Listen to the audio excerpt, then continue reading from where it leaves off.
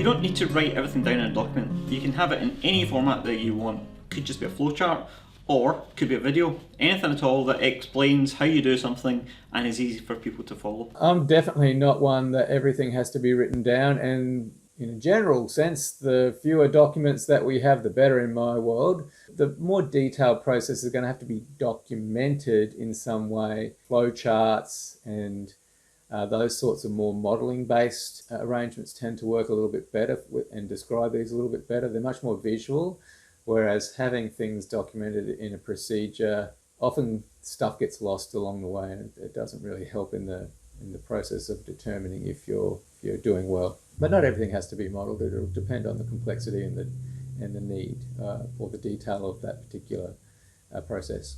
No, it doesn't. All the new standards refer to them as documented information rather than documents. So the previous version of the standards referred to it as documents, so that then people took it as they need to write procedures for everything, whereas the new standard is documented information. So if a flow diagram describes the process easy enough, again, it comes down to the risk that they impose your company to. If you've got a list of different settings for a piece of machinery or equipment for different type of products, you can't just put a simple diagram and say, as requires, please decide what gauge figures you need to select. So things like that, then obviously it needs to be documented in more details.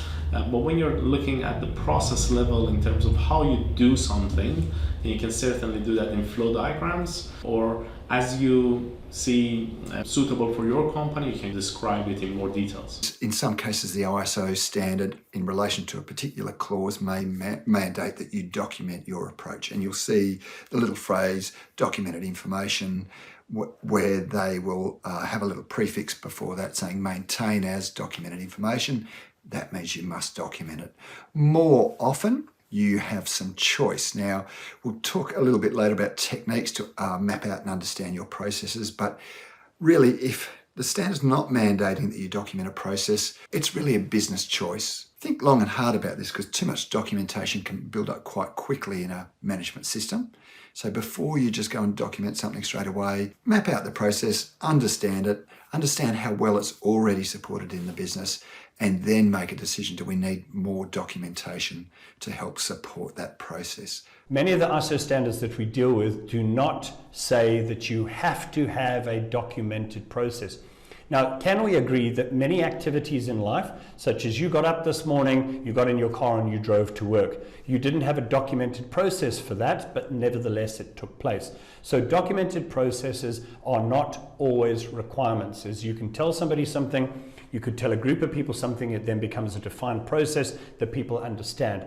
However, that said, although documented processes are not always a requirement, you have to understand it from a business risk perspective, that if you have many people within your organization and a constant turnover of people, it's very difficult to ensure that a process is in fact established and being followed if it's verbal. So sometimes it's better to have a documented process to train people on, to standardize the outcome. So no, it's not always a requirement, but in some cases it's a best practice to ensure a sustainable outcome.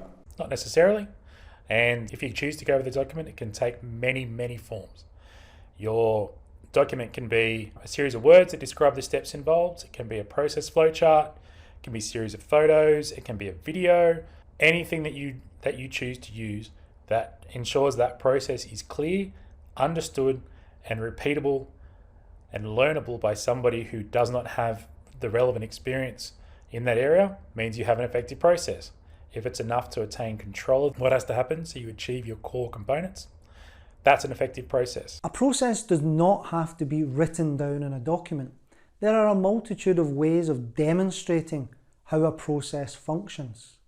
From a simple video description of how to do it, a description of undertaking a task, for example, it could be a manual task, how to connect something together, like two pieces of metal. It may be that you can describe that process by taking a video and controlling that video as the methodology that must be followed.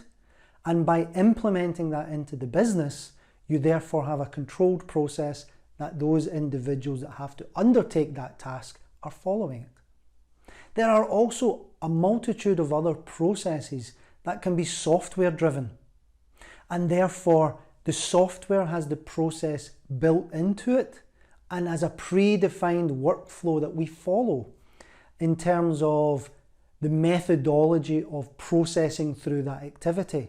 There is therefore no need necessarily to have a standalone documented process that explains how that functions and how that works, as long as that person has been trained and is shown to be competent to undertake the task. If you enjoyed this video, click on the link to view the next compliance conversation.